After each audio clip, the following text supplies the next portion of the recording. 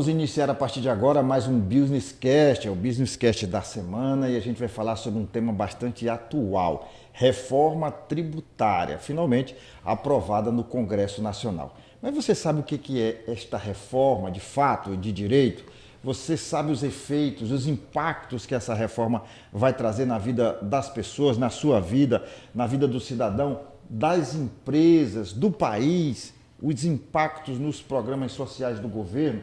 Bom, para falar sobre tudo isso, a gente trouxe um especialista na área, um advogado tributarista muito conhecido no Piauí, porque ele realmente domina este assunto. É o doutor Abel Scorcio. Olá, doutor Abel, tudo bem? Tudo bom, Douglas? Prazer estar contigo. Bom, doutor Abel a gente já conhece de outros momentos e sabe que ele estuda esta questão. E eu queria que a gente começasse a nossa conversa aqui, esqueça a entrevista, que é bate-papo, bem descontraído. Eu queria saber, doutor, por que se fala tão mal do nosso sistema tributário atual, né? Há quem chame até de manicômio tributário. Essa nomenclatura, esse apelido, isso faz sentido?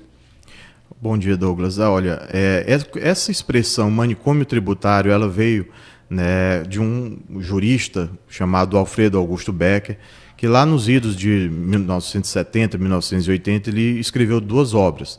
A Teoria Geral do Direito Tributário, que a gente chama uma obra atemporal, e o Carnaval Tributário.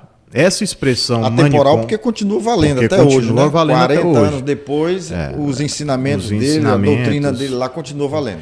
Não só isso, Douglas, porque no texto dele, ele também traz, ele tece, melhor dizendo, uma série de críticas ao sistema tributário naquela época. E quando eu chamo de atemporal é porque as críticas, né, e os problemas que existiam naquele momento continuam até hoje, né? A gente vai discutir isso, vamos bater um papo sobre isso um pouco mais à frente, mas o fato é que eu e toda a população reconhece, né, que, de fato, o sistema tributário é caótico. A gente tem hoje em dia, a gente está tratando de mais ou menos mais de 84 tributos, né, não só impostos, contribuições, os mais diversos tributos, né? E o contribuinte, muitas vezes, dependendo da atividade dele, ele é onerado com um determinado tributo, não é onerado com outro.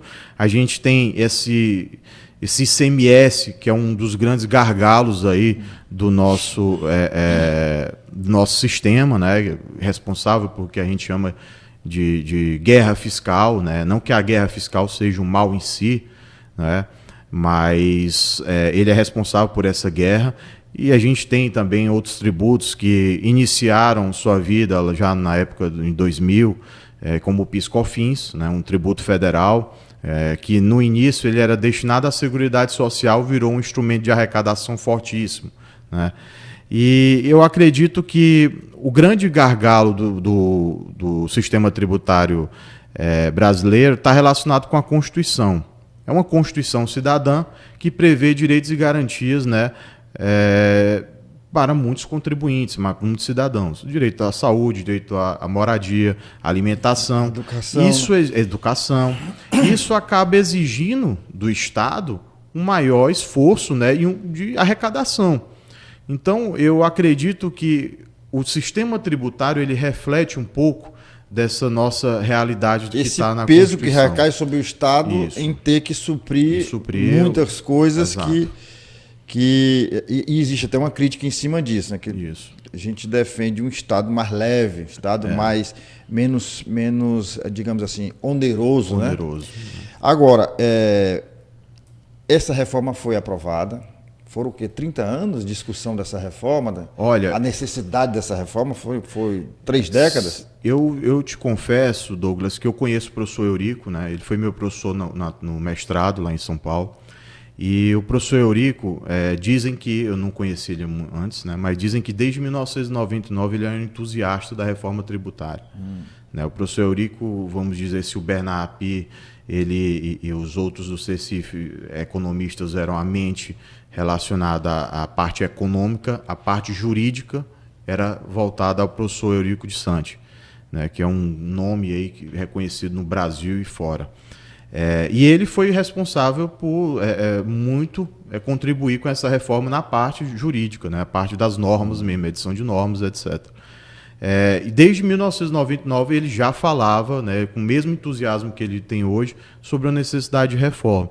Então acredito que as primeiras discussões que a gente tem sobre uma necessidade de uma reforma começaram em 1996, já com algumas alterações, né, pós-88, do ICMS. Que eu me lembro, inclusive, nós tivemos aqui um grande economista que chegou a ser secretário de Fazenda, foi deputado federal, salvo engano, foi até deputado federal constituinte, Dr. Mussa Demes. Sim. E ele falava há muitos anos sobre a necessidade de uma reforma tributária, de ajustar esse sistema que ele também considerava meio maluco. Saudoso Mussa Demes, né?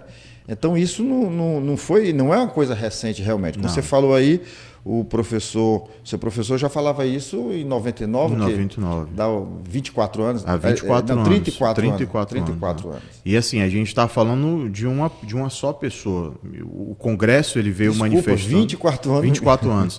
Mas a gente vai falando de uma pessoa, mas você vê o Congresso, ele tem alterado, né, a Constituição e lei complementares desde 88. O ICMS ele sofreu alterações, a gente teve a implementação de novos tributos, como o PIS e COFINS, após a Constituição. Então, assim, o Estado ele foi se conformando para que acompanhasse os gastos, né, que ele havia necessidade de fazer.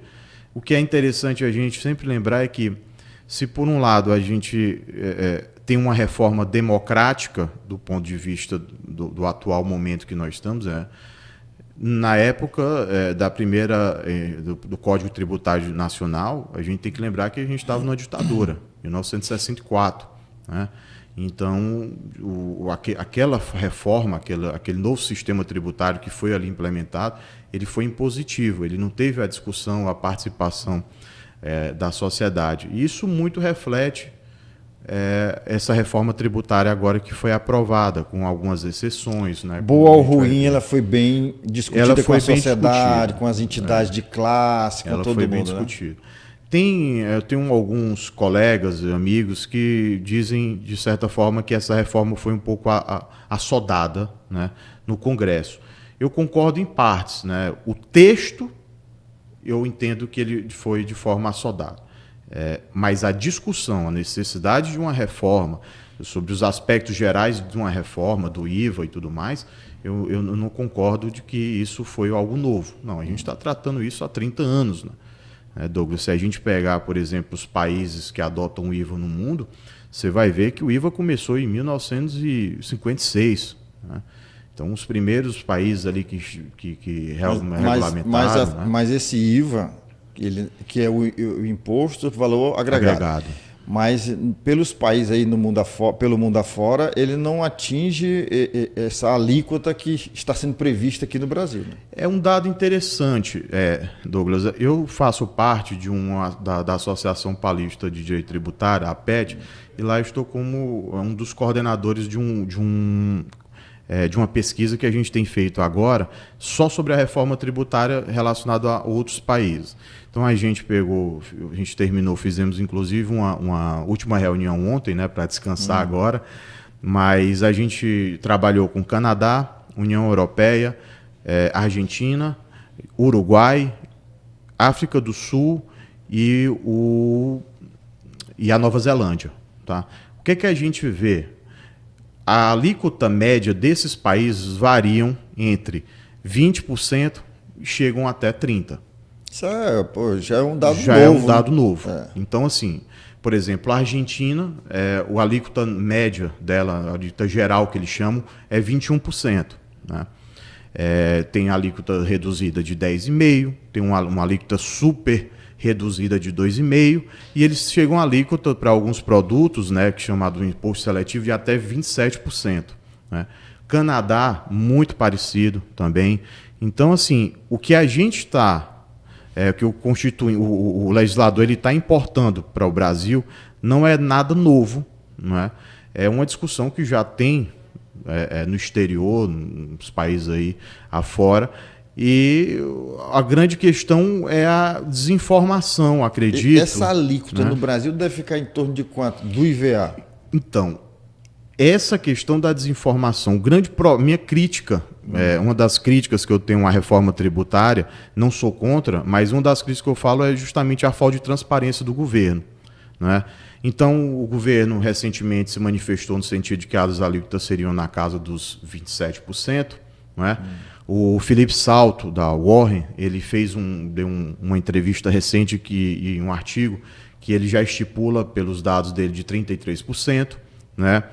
E eu acredito, particularmente, que essa alíquota vai tender mais à casa dos 30% do que para baixo. Do que para baixo, né? Por quê? Por conta das exceções. Né? As exceções são as isenções ou Não os só, benefícios? Não só. Para algumas categorias, alguns setores tiveram benefícios e esses benefícios... Alguém paga, né? Alguém vai pagar a conta. Não tem almoço grátis. Não tem. Isso é aquela coisa. A gente tem que olhar para a nossa Constituição, né, e o que é que o Estado, ele, de fato, ele está oferecendo ali para o contribuinte. E são cláusulas pétreas. Então, não tem o que fazer. Então, o Estado, se você tira de um lado, ele vai ter que recompor com o outro. Só tem duas opções. Ou você aumenta o tributo, ou aumenta o PIB, que é renda, né? Então, assim, as exceções a gente tem no início, né, na primeira minuta para você ter ideia, Douglas, o professor Eurico e o pessoal do CECIF, que é os cabeças, né, da reforma, eles não queriam exceção nenhuma. O chamado IVA da Nova Zelândia é o chamado novo IVA que eles chamam, né? É o IVA ideal. Por que é o ideal? Porque ele existe duas alíquotas apenas e não existem exceções. Exceções que eu digo de alguma entidade de classe, algum tipo de contribuinte ser beneficiado, né, com uma carga menor. Uma carga menor. Existem só apenas duas alíquotas. Uma alíquota geral e uma alíquota reduzida para produtos básicos, cesta básica, etc., que a gente também tem na nossa reforma. Só que quando a gente vai ver União Europeia, Canadá, tem várias alíquotas, tem várias exceções, né? Então, o que o Brasil está fazendo também não é nenhuma novidade, como se diz por aí. Se a gente estudar de fato e pegar a legislação, ver a jurisprudência, o que é que está se discutindo lá fora, a gente vai ver que não é essa maravilha. Agora, doutor, quando a gente falava ao longo dos últimos 30 anos, a gente falava numa reforma, a gente falava em buscar eliminar ou reduzir desigualdades, tanto do ponto de vista do contribuinte, quanto do ponto de vista do cidadão. Essa reforma trouxe igualdade, menos desigualdade? Como é que ficou, afinal? Olha, é uma boa pergunta, Douglas. A gente tem que ver aí duas questões. Primeiro, existe na reforma tributária, ela vai mudar um critério que já se discutiu há muito tempo, que é o critério do destino. Então, um tributo, né, em regra geral, agora ele vai ser cobrado no destino e não na origem como é hoje em dia. Vamos para a prática. Um produto, uma caneca como essa, feita em São Paulo, o comerciante aqui compra para revender. Sim. Então, esse tributo, ele era tributado em São Paulo. Desde 2015 veio aquela discussão sobre o DIFAL, né? O próprio legislador observou essa necessidade de passar para o Estado consumidor algum tributo, né, que uma parte do que era cobrado, pelo menos uma parte dele, e aí veio o DIFAL, aquele diferencial de alíquota, para tentar modificar isso. Mas agora não. 100% do tributo vai ficar na região do destino, que é onde está o consumo. Se a gente está tratando de impostos, tributos sobre o consumo, nada mais justo do que o tributo ser recolhido ali, onde o consumo é efetivamente feito. Vamos deixar claro aqui que o Estado que produziu também vai receber, de alguma forma, o seu tributo.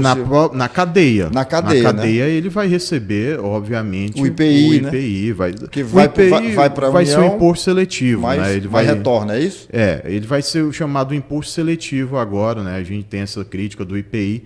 Ele vai deixar de existir, né, com essa nomenclatura IPI, mas ele, pelo menos a parte da doutrina, entende que o IPI vai ser substituído pelo imposto seletivo, né, que é um imposto do pecado que chamam, né? Sim. Para nossa. Vamos explicar melhor essa vinho. história do imposto do pecado. Tem muita gente aí cheio de dúvida com relação a isso.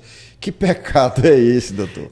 O pecado é uma expressão que eles utilizam porque os bens, os direitos que vão ser atingidos, eles ou fazem mal à saúde, né, que é o caso do cigarro, da bebida. Cigarro, bebida, né? E na bebida aí alguns colegas que têm as controvérsias, né? Um vinhozinho, né? Não tem problema, né?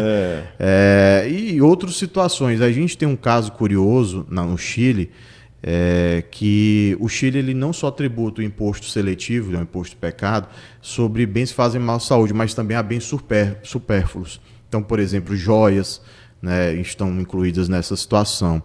O Brasil ele optou por tratar, né, de uma forma até ruim, na minha opinião, pelo o texto, o texto que está escrito hoje, ele tratou de uma forma ruim o imposto seletivo. Por quê?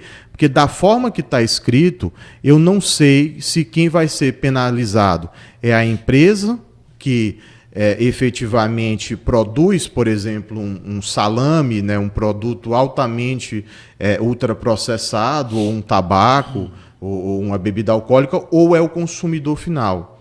Isso é uma crítica que tem sido... Ficou claro no texto? Não ficou claro. Né? Acredito que essa fase de esclarecimento vai vir, né, com a lei complementar. Né? O Bernardo Api, ele fala que a gente vai precisar de 3 leis complementares, né? Uma para o IVA, né? A CBS e o IBS, um para regulamentar só o imposto seletivo e um para regulamentar esse chamado conselhão, né? Que é o comitê gestor que vai cuidar de toda a arrecadação e distribuição desses tributos, né? Que vão surgir a partir de 2026. Doutor, a gente sabe, o senhor é advogado tributário, a sua seara são os litígios, os conflitos entre contribuinte e o Estado nas suas esferas, né? A gente sabe que há muita coisa judicializada. E como é que fica isso agora com a reforma? Vai diminuir, vai se eliminar ou deve aumentar? Olha, Douglas, o que a gente tem visto, né, com base nas nossas pesquisas, eu até pretendo, falei já com o presidente Federico do CIEP, disse que iria passar para ele esse resultado das pesquisas, da mesma forma que o presidente Marcelino, já tinha conversado com o Arthur, para a gente ter uma noção sobre o que é que vai vir no futuro. E o que eu posso te dizer é, pegando a experiência da União Europeia, Canadá, África do Sul, os litígios vão continuar. Diferentes. Eu posso dizer que seriam uma discussões mais inteligentes. Eu não vou ficar discutindo se uma bag de silo ele vai ser classificado como um cano ou como uma bolsa. Então, veja o nível. Que esse é um dos grandes problemas do sistema atual. Né? Eu não vou ficar discutindo essas coisas. Chega um coisas. Fiscal, aí ele entende que isso aqui é um copo, o outro entende que é uma xícara, o outro entende que é uma tulipa, e aí cada interpretação dessa incide uma alíquota diferente. Exatamente. Agora, no novo sistema não vai haver isso. Não vai haver essas discussões. Né? Por outro lado, o Congresso ele tem manifestado, né, que na reforma tributária tudo vai dar crédito. Então, por exemplo, esse copo, né, essa xícara que a gente está utilizando, ele é uma espécie de bem de uso e consumo. Na nossa realidade atual, isso aqui não dá crédito de ICMS, né? Deveria dar. Para você ter ideia, a gente está com 20 anos o legislador empurrando o direito do contribuinte de tomar crédito de bem de uso e consumo de ICMS. Por quê? Porque se der crédito de bem de uso e consumo, o Estado quebra. Então veja como é delicado essa conta. Na reforma tributária, eles estão garantindo de que, olha, essa caneta que você está utilizando, esse copo que você está utilizando, papel higiênico que você compra para os empregados, os funcionários da sua empresa, eles vão dar crédito de IBS e CBS. Que são os novos impostos. Que são os novos impostos. O problema é quando a gente vai para pesquisa no exterior. Na verdade, são novos tributos, né? Novos porque são contribuições. Contribuições. E aí, com o problema é que a gente vai para o exterior. No exterior, a gente, principalmente a União Europeia, a gente vê as mesmas discussões que estão correndo hoje sobre crédito. A gente tem, por exemplo, jurisprudência que a gente pegou sobre serviço de publicidade de uma empresa. Dá ou não direito a crédito? Isso é uma coisa que a gente discute no Brasil, no sistema atual. Lá na Europa, com IVA, eles estão discutindo a mesma coisa. Então vejam que em algumas discussões não vão desaparecer, né? Eu entendo que a nossa discussão vai ser um pouco mais inteligente, né? Nesse aspecto que você até mencionou muito bem. Mas vai ainda manter várias discussões. Um caso bem interessante, Douglas, que a gente pegou lá, foi um caso de um dentista, para você ter ideia, que ele presta tanto um serviço, né, ele presta serviço de manutenção de aparelho ortodôntico, como também ele fornece a mercadoria. E veja que curioso, o serviço é isento. Lá na União Europeia é tratado como serviço isento, por quê? Porque é relacionado à saúde. Então, é um isento. E a entrega de bens... É o comércio aí. É o comércio, ele é tratado com alíquota zero. São dois institutos no direito tributário bem diferentes. Por quê? Porque na isenção, regra geral, não se tem direito a crédito. Na alíquota zero, ele dá direito a crédito. E aí vejo que curioso, lá na Europa, o auditor fiscal responsável, ele autua o contribuinte e ele vai discutir o seguinte, olha, a tua atividade, regra geral, ele é uma atividade isenta. O residual é que tu entrega a tua mercadoria. Então eu não vou te dar direito a crédito nessa toda a operação. E o contribuinte vai para o judiciário, né, o administrativo vai dizer, opa, pera lá, eu tenho direito a receber parte dos meus créditos, porque a minha operação ela é complexa, ela é mista, né? Então eu tenho tanto o serviço, que é isento, e aí eu concordo com o auditor que não daria direito a crédito, mas eu tenho a mercadoria que é repassada. Então, assim, essas discussões, eu tenho uma plena convicção de que vão surgir no Brasil. Até porque a gente já tem isso muito parecido no PIS/COFINS hoje em dia. Entendeu? Bom, a gente já divulgou amplamente aqui no Sistema Móvel de Comunicação a aprovação da reforma. Em vigor, ela entra no ano que vem, né? Melhor dizendo, imediatamente. Só que os efeitos dela, né, eles durariam um tempo. Existe um prazo. O prazo que é previsto hoje na Constituição com essa promulgação é de 2026 a 2033. 2026 a 2028 seria o IBS, né, o Imposto Federal, e depois, nos últimos anos, seria a CBS. Né? Até lá, até serem implementados os novos tributos, os novos impostos, fica valendo o que existe hoje, é isso? Fica valendo o que existe hoje. E aí, a partir de 2026... O contador, né, o advogado tributarista e principalmente o contribuinte vai ter que conviver um certo período com dois sistemas diferentes. Isso é um fato. Mas isso não significa que ele vai ser cobrado duplamente, né? Isso significa, porque o fato gerador, né, a base de cálculo do CBS e da IBS, ela vai ter a mesma base de cálculo, por exemplo, de uma venda de mercadoria. As alíquotas é que vão ser diferenciadas, vão começar com alíquotas menores, né? E aí vai ter esse balanceamento ao longo dos anos. Mas quando eu falei duplamente, não vai haver bitributação. A bitributação é o que a gente chama justamente de você onerar um determinado fato econômico com vários tributos diferentes. A bitributação ela não é proibida. Né? Ela não é uma prática proibida no Brasil. Você pegar, por exemplo, a imposto de renda e a CCLL. São duas. Uma é a contribuição, o outro é imposto. Estão incidindo no mesmo fato, então, que é a renda. Né? Isso vai ser complicado para alguns setores ou para o cidadão comum ou não? Isso vai ensejar alguns litígios, alguma judicialização de alguma coisa? O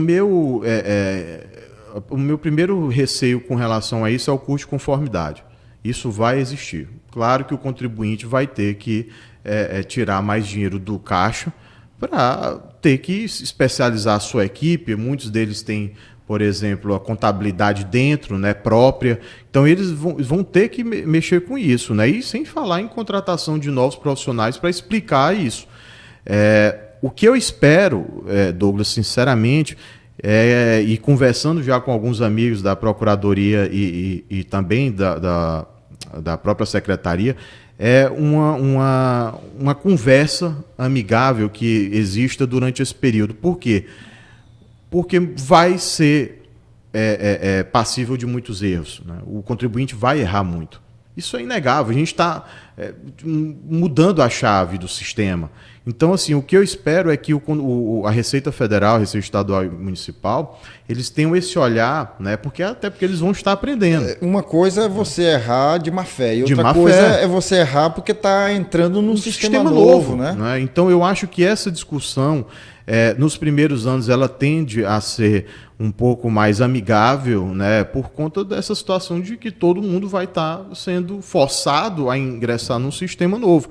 E não pense que é só o contribuinte, Douglas. Eu tenho conversado bastante com servidores públicos que está preocupado com essas novas tecnologias que vão vir, esses custos de conformidade, né, que vão ser necessários para a implementação. Imagine você ter que mudar um sistema de nota fiscal no Piauí de ICMS que roda lindamente, né, rápido, eficiente, e você, de uma hora para outra, ter que mudar um sistema desse. Então, o pessoal também, né, da secretaria, os auditores, eles estão preocupados. Eu converso, por exemplo, atualmente eu estou como... Isso envolve conhecimento e custo, né? Custo, não, sem dúvida, né? Então, sim, a secretaria, eles estão de olho nisso, né? E o contribuinte tem que se antecipar também, né? O MOVE aqui, ele é uma instituição bastante importante que ele pode justamente aproximar esse diálogo, né, do município e do Estado e do federal, para que haja uma discussão e que eles falem a mesma língua, para que a partir de 2026 a gente não seja pego de surpresa, tanto o fisco como o contribuinte. Então, assim, o MOVE ele está justamente numa posição que ele pode ajudar bastante a sociedade para trazer essas informações, né? Palestras, eventos, né? Isso. E essa, como o senhor falou, fazendo essa ponte entre, né, o contribuinte e os órgãos extremamente de tributação. Necessário. Agora a gente fala sempre em judicialização, que é quando a demanda vai até o Poder Judiciário. E a nossa dúvida aqui, o nosso questionamento é: como é que o Poder Judiciário tem lidado com as questões tributárias? Como é que está, qual é o impacto das decisões da Justiça nessa questão envolvendo contribuinte, Estado, União, enfim? Tá. Douglas, olha, nos últimos anos eu tenho dito o seguinte, que o advogado tributarista só tem apanhado, né? E o contribuinte também. Porque quando você olha, né, o STF é um tribunal político, isso é inegável. Não é? Você chegar um ministro do STF lá... Começa pelo sistema de seleção, né? Seleção. Para você chegar a ser ministro do STF, você tem que fazer política antes. Então, assim, o STF é um tribunal político, né? Isso não quer dizer que as decisões dele sejam políticas. Mas ele é um tribunal político. A sua formação é eminentemente política. Isso, é eminentemente político. Só que o problema isso é interessante porque aí eu volto, né, na primeira pessoa que eu citei na nossa conversa, o Alfredo Augusto Becker. Lá em 1970, ele falava de uma expressão que começou na escola de Chicago, que era a interpretação econômica do direito. O que é a interpretação econômica do direito?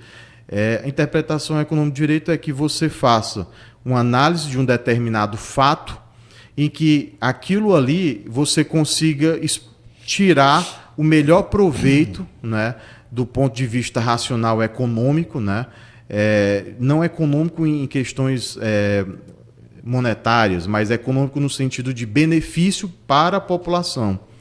E aí, o que aconteceu? Começou várias correntes. Uma das correntes que mais foi difundida, né, com essa escola de Chicago é a do consequencialismo, que nada mais significa o seguinte: quais são as consequências da minha decisão. O juiz ele olha muito hoje em dia, né, tem vários juristas, o Lênio Streck é um deles, que falam sobre, né, esse problema do consequencialismo. Quais são os impactos da minha decisão na sociedade? Isso é bom e ruim. É bom porque você, no sentido de que você olha para frente e pode limitar, né, digamos, as consequências danosas ali para a sociedade. É ruim porque muitas vezes você deixa a discussão jurídica de lado para ver um aspecto econômico, social, que não seria muito interessante. Privilegiando a sociedade e deixando um pouco de lado o direito. E é isso o que eu vejo muito acontecendo no STF hoje. Né? De certa forma, o STF tem mais se preocupado com o impacto orçamentário, né, e econômico das decisões tributárias do que a garantia, né, da legalidade, da segurança jurídica. Exatamente. Isso é muito claro nas decisões recentes do STF. Né? Inclusive, se você pega as petições dos procuradores, que são pessoas altamente gabaritadas para fazer isso, muitas dos argumentos são utilizados o impacto orçamentário dessa discussão é bilionário, vai criar um rombo nas contas públicas e aí vai ser um caos. Nossa, será que isso é um argumento jurídico para se levar em consideração? Pode ser econômico, pode ser uma porção de coisa menos jurídico. Então, e isso tem levado ao STF tomar algumas decisões, né, nos últimos anos que foram bastante danosas, né, ao caixa das empresas, né, e também aos contribuintes de forma geral, tanto pessoa física como pessoa jurídica. E isso me preocupa, porque me parece que o reflexo econômico de saúde, digamos, do Brasil, do país, ele muito influencia a tomada de decisões do STF, pelo menos é o que está deixando isso transparecer. Só que aí a gente tem décadas de discussões, né, que vão acabar. Por exemplo, a gente teve uma discussão agora sobre transferência de mercadoria entre matriz e filial. A gente tinha o quê? Súmula do STJ determinando esse tema, mas mesmo assim o fisco ainda continua cobrando o ICMS dessa situação. O STF veio aqui agora, decidiu, mas a gente passou 25 anos discutindo uma matéria se, quando eu transfiro uma mercadoria de uma matriz para uma filial, eu devo pagar ou não ICMS. É um manicômio. É manicômio mesmo. É um manicômio. Manicômio mesmo. E essa discussão ela fica ainda mais complicada porque, de fato, a Procuradoria, o fisco, ele sempre vê o contribuinte como um vilão. Pois era e o vilão e o contribuinte vê o Estado, o fisco como tal, né? Como tal. Bom, e era essa questão que eu ia tocar agora com o senhor. O que pode ser feito para se mudar essa percepção, tanto de um lado quanto do outro, e haver uma harmonia onde cada um desenvolva o seu papel? O contribuinte tem que pagar, o Estado tem que cobrar, mas não tem que haver uma guerra. Olha, Douglas, eu acho o seguinte, que isso depende de ambas as partes. Né? E instituições como o MOVE, o CIEP, eles são os pontapés inicial para isso. Por quê? Os instrumentos. Os instrumentos para viabilizar isso. Esse ano, por exemplo, tivemos aqui a presença do Dr. Arthur, do Federico, do CIEP, em várias discussões, né? Levamos aí a Cefaz ao município, sempre muito bem recebido. O fisco municipal, o fisco estadual e até o federal, a gente teve uma reunião bem recente na OAB discutindo sobre o tema das transações tributárias. Eles estão abertos à discussão, à conversa. O que falta é que o contribuinte e o fisco deixem a casinha e sentem numa mesa para conversar. Porque eu lhe garanto, Douglas, o contribuinte, a maioria do contribuinte é bom pagador. A gente saiu agora de uma pandemia, né, que o contribuinte ele foi forçado ao quê? A escolher, eu vou pagar meus funcionários ou vou pagar tributo? Eu vou pagar os funcionários, minha receita despencou. Então, o que eu tenho que fazer? Eu vou sustentar meus funcionários, vou quitar as dívidas trabalhistas e o tributo vai lá para frente. É uma situação totalmente justa, né?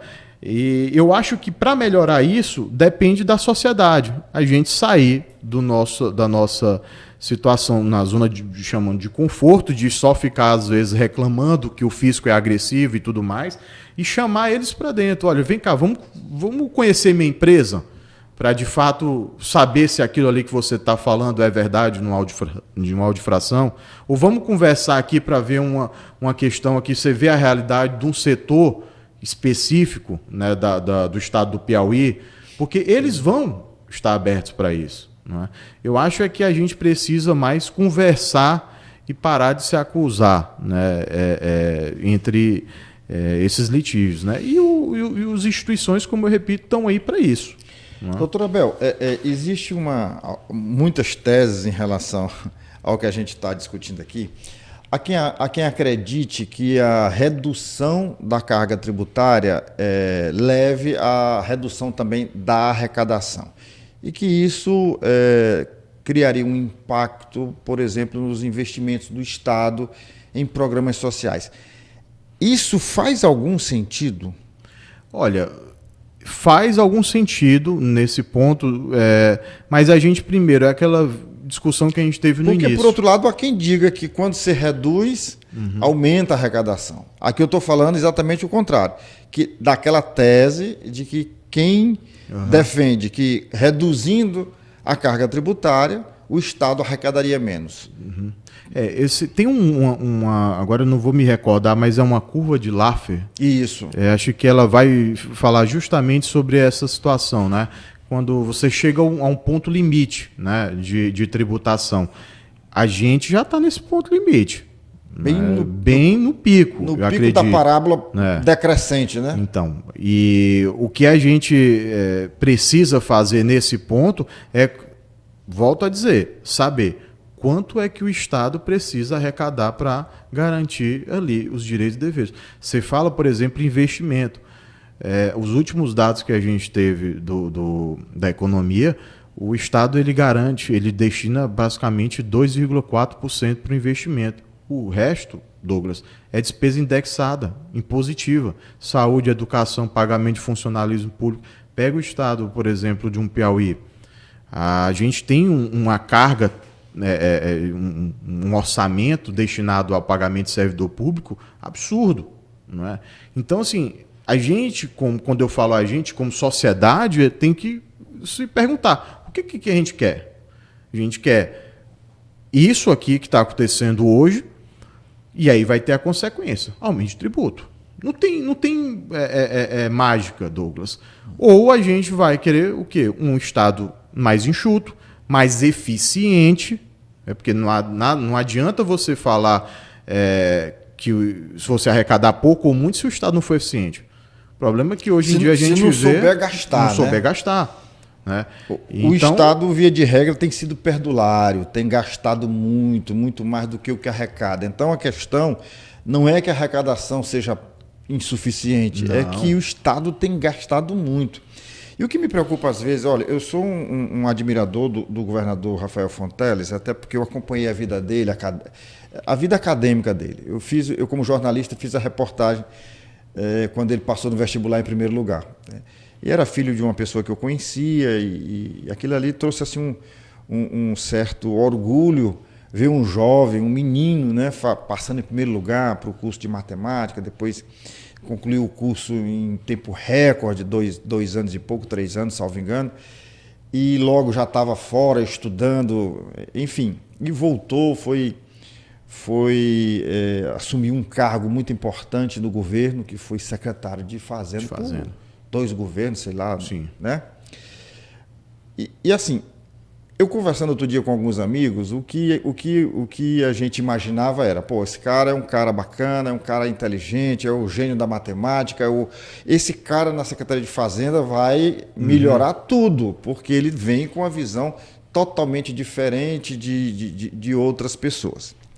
E o que a gente viu foi apenas a imposição de novos impostos, Eu digo imposição com o aval da Assembleia, porque Sim. ninguém aumenta imposto sem fora da legalidade. A legalidade tem que ser dada pela Assembleia. Sim. E aí, o que essa nova visão trouxe? Essa nova visão que a gente acreditava que fosse ser diferente? Aumento de impostos e endividamento do Estado com mais empréstimos. Isso não é uma coisa nova, isso não é uma coisa revolucionária. Eu não preciso ser o gênio da matemática para entender que vou aumentar imposto. Eu não preciso ser o gênio da matemática para pedir empréstimos para isso e para aquilo. Enfim, nesse período que a gente está falando, o Estado foi endividado em mais de 8 bilhões de reais. Dessa forma, chega um momento que a fonte seca, ou não? A incapacidade do Estado de contrair novos empréstimos, ou de nem sequer conseguir pagar os que já fez. Não precisamos buscar outros horizontes, não? Olha, Douglas, primeiramente, com relação ao governador, não pode não parecer, mas ele foi meu professor no Dom Barreto, na sexta série. Ele tinha 18 anos de idade nessa época, né? E ele já tinha sido meu professor de geometria. Mas com relação a tudo que você disse, eu concordo, né? A questão é que a gente, como espectador, né, não sabe muito o que está acontecendo lá dentro. Eu, como estudioso do direito tributário, apaixonado também pelo direito financeiro, quando eu vejo a situação do estado do Piauí, o que eu falo é o seguinte: olha, é muito difícil qualquer partido, seja de direita ou de esquerda, entrar no governo e fazer uma mudança brusca sem investimentos novos. Por quê? Volta àquela questão: a maioria do orçamento está congelado, já está destinado a situações específicas. O que sobra para investimento, Douglas, eu te faço uma provocação, vamos ver quanto é que é o percentual que é investido, que sobra no estado do Piauí. E aí a gente, só um dado, assim, a saúde aumenta, o cidadão precisa sempre de mais e mais coisas, né? Os gastos com saúde, com educação, eles sempre estão aumentando.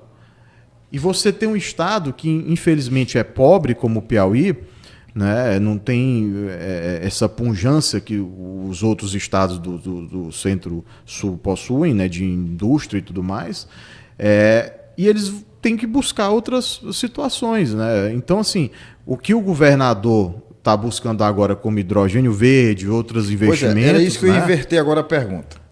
O senhor acredita que agora o governador, o secretário de Fazenda, que hoje está com a caneta não só da Fazenda, mas do governo, está sentado na poltrona do governo, lá no Palácio de Karnak, com esta visão, porque ele também é um empresário. Sim, sim. Ele também é um empresário e bem-sucedido, diga-se de passagem.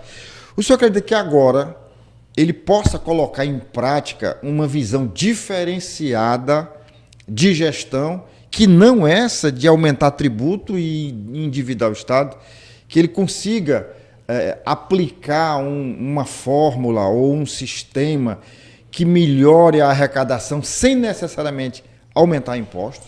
Olha, Douglas, eu particularmente, eu não sou especialista para falar nesse ponto, mas eu vou dar uma opinião pessoal minha. Nós estamos aqui especulando apenas. Mas com relação a atitude do governador, não sei se dará certo os investimentos, mas pelo menos o que me consta é que ele tem buscado novas vias de investimento. O investimento para o nosso estado, ele sem dúvida traz emprego, aumento de renda, né? Você consegue trazer ali uma arrecadação para o estado sem precisar aumentar tributo, você pode até chegar num momento em que tem um alívio nas contas públicas. Então, eu assim, de uma forma até ignorante por minha parte, eu acredito que esse seja um caminho correto. Se vai ou não dar certo, aí a gente tem que esperar para os próximos anos, né? Como eu sou um apaixonado pelo Piauí, um entusiasta, eu espero que dê certo. Se der certo tudo, eu tenho certeza que a minha vida vai melhorar. Precisamos dar certo, né? E eu acho que todo mundo vai se beneficiar com isso, seja o empresário que trabalha no setor de transporte, que seja aquele que fornece mão de obra, o construtor, né? Então, assim, é um benefício coletivo. não é? Mas é aquela situação, a gente, como contribuinte, como cidadão, a gente está vigilante do que está acontecendo. Não é? Se a gente deixar, a gente sabe como a política funciona, e se deixar solto a situação, não tenho dúvida que vai dar errado. Tem que cobrar. Sem dúvida. Né? Vamos voltar um pouco mais para a questão da reforma. Tem um outro aspecto que é bastante comentado, é da possível desigualdade provocada por essa reforma, desigualdades regionais. É possível isso?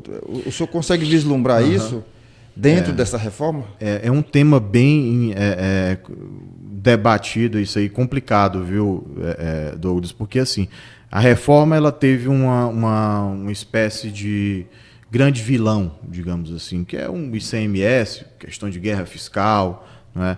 E muito se falou de guerra fiscal, vai acabar a guerra fiscal, vai acabar a guerra fiscal, como se a guerra fiscal fosse um grande vilão. Pessoal, pode ser um vilão para eles. A guerra fiscal ela é necessária sobretudo para uma região como a nossa, né? Exatamente. Se você for pegar o Nordeste, a guerra fiscal muito beneficiou o governo nas pessoas locais aqui do Nordeste. Muitas empresas saíram daquelas regiões do eixo, Rio, São Paulo, e vieram para cá e trouxeram desenvolvimento e mais emprego e aumento de renda e impostos e tudo. E qual é o problema que eu vejo? Né? Não agora, porque imagina você montar uma indústria no interior da Bahia ou no interior do Piauí e de certa hora ter que voltar para o estado. Isso não vai acontecer de uma forma agora. Agora, as novas indústrias, eu fico me perguntando por que uma indústria, né, iria sair de um centro como Santa Catarina, São Paulo, que existe um porto gigantesco, né, o segundo, o primeiro maior do Brasil, para vir para o Piauí.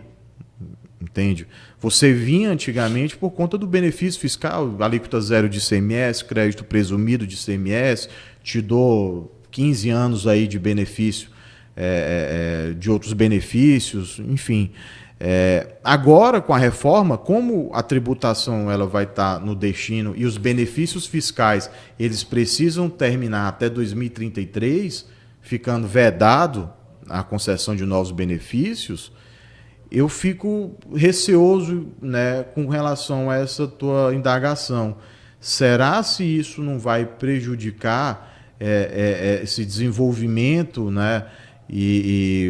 Porque, de uma certa forma, eu estou garantindo que a renda, né, o tributo, ele vá para o estado do Piauí, que é ali a região consumidora. Mas eu não vou ter mais aquela indústria ali. Não vai ter mais atrativo para atrair de fato novos investimentos. Eu vou ter um mercado consumidor. Mas a indústria, né, esse atrativo que você mencionaste, eu não vou ter. Então, daí é que a gente precisa já. Isso eu acho que é uma coisa extremamente importante que você falou, Douglas, já dar um olhar com relação a isso para que as autoridades, os nossos representantes, comecem a olhar isso com determinada cautela. Como é que vai ser feita a nova tomada de incentivo? E a gente vai trazer novas indústrias para cá se os benefícios fiscais, né, depois da reforma, não vão mais poder ser processados ou dados aos contribuintes. Doutor, vamos só esclarecer aqui. A gente falou aí em algo em torno de 86 impostos hoje. Isso. Né? Tributos praticados. Impostos não, tributos. É bom que as pessoas entendam em casa que quando a gente fala em tributo, é diferente de imposto, porque imposto ele é nominal ali, né? Você tem o tributo, você tem imposto, você tem contribuição de melhoria. O tributo é o genérico, né? E o imposto é o específico. E dentro desses específicos você tem a contribuição, você tem taxas, você tem, né, uma série de outros tributos. Enfim, mas assim, hoje os impostos no Brasil são o ICMS. Você tem vários, ICMS, IPVA, você tem o ITCMD, o ITBI, né? Tem o imposto de renda, né?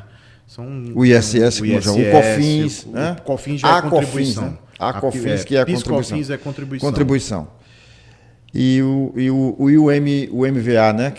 O MVA é uma margem de valor agregado. Ele é mais uma técnica, né, que se utiliza para tributo sobre o consumo, para um cálculo de tributo sobre o consumo, do que ele não é um tributo específico. Sim, mas eu fiz essa pergunta para, primeiro, demonstrar para o nosso internauta a quantidade de impostos e de tributos que existem, porém, com essa nova reforma, nós vamos ter basicamente quantos? 3? Eles estão unificando, eles estão extinguindo 5, infelizmente estão criando 5, né? Isso até teve uma conversa recente com o professor Eurico, trocando 6 por meia dúzia. 6 por meia dúzia, né? O grande vantagem da reforma, acredito eu, vai ser na simplificação, né? A simplificação, de fato, eu acredito que a gente vai avançar bastante nisso. Agora, a gente tirou o ICMS, o ICSS, PIS/COFINS, né, o IPI, aí criamos o IBS e a CBS, né, que são os dois, e deveriam ser só esses dois. Aí se criou aquela contribuição que os estados, né, o governador Caiado, ele exigiu para o agronegócio, né, então já é um outro tributo, né, são os fundos chamados, né, 2% até 4%. Você tem aquela nova contribuição à Zona Franca de Manaus, né, e tem o imposto seletivo. Então, voltou para os 5. Voltou para os 5. Mas eu acredito que, do ponto de vista operacional, vai ter uma melhora substancial. E da simplificação, né? E tipo assim, vai facilitar o trabalho do contador, né? Porque às vezes uma empresa é até multada, não por má fé nas suas declarações, mas por tá lidando com uma carga tributária excessiva do ponto de vista do número de impostos, e que o contador pode esquecer ou passar despercebido um ou outro. Sim. Agora tenho um exemplo no escritório disso, Douglas. Eu tenho um cliente lá que ele é uma grande rede e ele vende aproximadamente 32 mil itens diferentes. Como é que você vai saber a tributação? Porque cada item tem uma tributação diferente. Tem regimes especiais, tem não sei o quê, o alíquota reduzido, alíquota 0, um outro ali, a alíquota de 19%. Então, assim, o que a gente faz? Se socorre a quem? Aquela questão que você me perguntou lá no início. A inteligência artificial. São os programas que estão ajudando a gente a pegar a base do Estado e dar, olha, é isso aqui. Sem isso, é uma loucura. É exatamente isso que a gente vai finalizar a nossa entrevista. Eu queria que o senhor desse um parecer, o seu parecer pessoal, sobre essa IA, que é a inteligência artificial, que muita gente vê como uma ameaça, mas na verdade ele é um aliado, né? É um aliado. E eu queria saber como é que no direito, sobretudo no direito tributário, esta inteligência artificial pode contribuir. Olha, a inteligência artificial e essas novas tecnologias que estão surgindo, elas sempre têm, né, como qualquer outra produção ou qualquer outra invenção humana, inovação humana, ela pode ir para o lado positivo ou negativo, né? Do ponto de vista do direito, a gente já tem visto aí, Douglas, algumas situações um pouco que a gente precisa ter um pouco de cuidado. Alguns advogados, já saiu notícias de que advogados já foram peticionar nos autos e utilizaram, por exemplo, o ChatGPT. Aí o ChatGPT criou jurisprudência, né, porque ele pega a base, né, de informações e casos que estão na internet. Da mesma forma, recentemente, um juiz foi descoberto que utilizou uma jurisprudência na decisão dele, né, que não existia. Então, por que as pessoas fazem isso? Para facilitar o trabalho, simplicidade, né?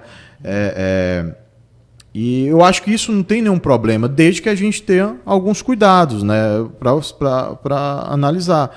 E com relação à inteligência artificial no direito tributário, eu acredito, Douglas, que ela é essencial, principalmente com relação a questão operacional das procuradorias, das secretarias, né? Esse comitê gestor que vai ser responsável, por exemplo, pela arrecadação e distribuição, arrecadação de tributo e distribuição de crédito, cara, eu não imagino isso sem a tecnologia de hoje. Então, assim, imagine o número de contribuintes emitindo informações de notas fiscais, de IVA, de IBS, de CBS, para um sistema que vai ficar muito provavelmente em Brasília. O sistema vai ler, vai fazer um cruzamento de dados praticamente instantâneo para ver se o contribuinte da etapa anterior fez o pagamento do tributo para poder te liberar o teu crédito devido. Então, a inteligência artificial, novas tecnologias é um negócio assim, para o direito tributário, eu não imagino não conviver essa situação. Agora, claro, a gente tem que sempre ponderar os excessos, né, que ocorrem, né? Mas eu vejo com bons olhos. Sem dúvida, eu também sou um aliado da inteligência artificial em todos os setores que a gente conhece aí. Queria agradecer a sua participação, doutor, dizer que foi um prazer conversar pessoalmente. Eu que agradeço. Sei que não é entrevista, é um bate-papo. E o senhor contribuiu muito, porque eu tenho certeza que quem nos assiste nesse momento conseguiu tirar muitas dúvidas. Eu fico agradecido, Douglas, aí pela participação, pelo convite, e peço, né, que caso, né, tenha outras dúvidas, a gente faça um novo bate-papo, né? Eu fico à disposição para conversar. E faço um apelo, vamos sair da nossa zona de conforto, pessoal, e vamos estudar o direito tributário, porque isso vai impactar as nossas vidas aí nos próximos anos. Então, não vamos ser pegos de surpresa. Não tenha dúvida que o senhor vai voltar aqui outras vezes, tá? Só queria agradecer aqui aos nossos internautas, dizer que pedir, na verdade, que você compartilhe, que você curta a nossa página, se inscreva no nosso canal e nos ajude a difundir essas informações que, para muitos, mas muitos mesmo, tanto o cidadão quanto as empresas, os pequenos comerciantes no interior do Piauí, pelo Brasil afora, vão conseguir tirar muitas dúvidas a partir desse Business Cast de hoje. Muito obrigado e até o nosso próximo encontro.